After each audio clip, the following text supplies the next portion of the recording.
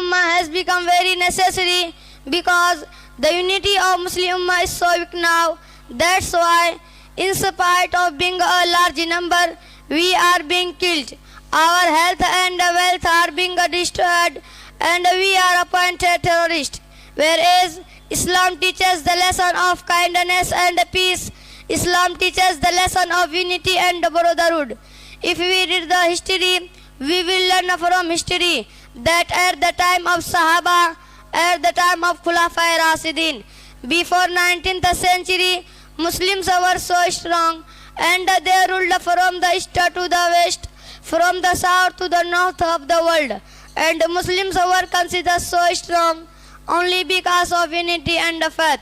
My dear audience, but it's a very regret that we have been divided among various sects and we have been enemy for one another, whereas the Holy Quran demands us to be united.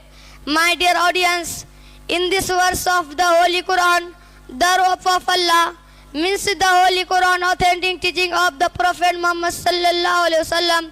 And another place Almighty Allah subhanahu wa ta'ala says, إِنَّمَا الْمُؤْمِنُونَ إِخْوَةٌ فَأَصْلِحُوا بَيْنَ أَخَوَيْكُمْ وَاتَّقُوا اللَّهَ لَعَلَّكُمْ تُرْحَمُونَ. Indeed, the believers are brothers, so make settlement between your brothers and fear Allah, that you may receive mercy. The Muslims are like a single man. If his eye is affected, then his whole body is affected. If his head is affected, the whole body is affected.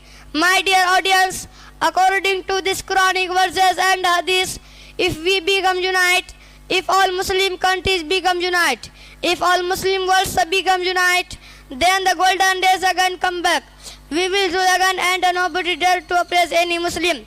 My dear audience, today the time demands us new challenges. Time demands us to be united.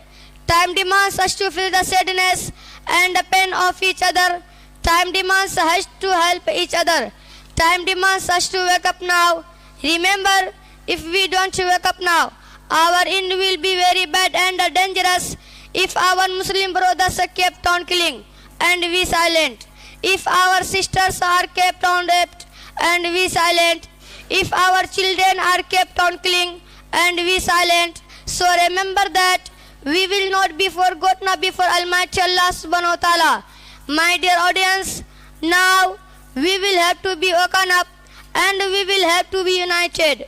Forgetting that we are Shia or Sunni, we are Hanfi or Safi, we are Maliki or Hanbali, we are Barelvi or Deobandi, we will have to go one stage believing that our God is one, our Prophet is one, our holy book is one, our authentic hadith is one, our mission is one, and we all are one.